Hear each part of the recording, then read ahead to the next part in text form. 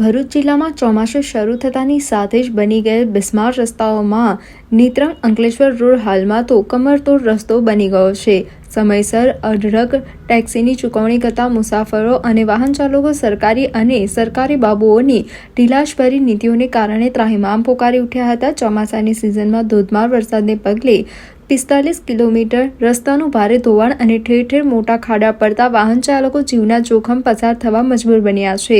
ઉડતી ધૂમડી ડમરી અને રોજે રોજ બનતી ગમફાર અકસ્માતની ઘટના પગલે વાહન ચાલકોમાં ભારે આક્રોશ ભભૂકી ઉઠ્યો હતો।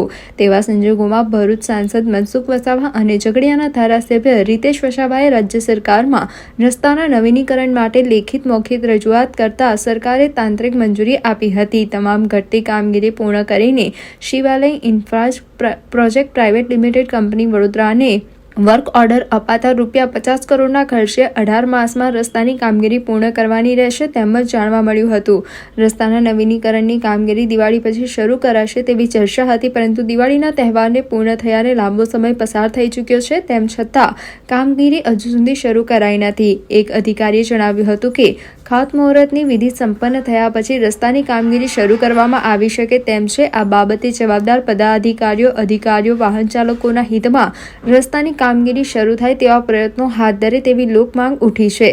ત્યારે ચૂંટાયેલા નેતાઓ પ્રજાના પ્રતિનિધિ બની રોડ કોન્ટ્રાક્ટર પાસે વહેલી તકે ટેન્ડર મુજબ કામગીરી કરાવે તેવી લોકમાંગ ઉઠવા પામી છે। જોકે રોડની કામગીરી સમયસર પૂર્ણ થશે કે નહીં તેમજ આવનાર ચોમાસામાં આ રોડ ટકશે કે નહીં તેની પણ લોકચર્ચાએ જોર પકડ્યું છે। ત્યારે પક્ષ વિપક્ષ રોડની કામગીરી પર બાજ નજર રાખે તે હવે જરૂરી બન્યું છે।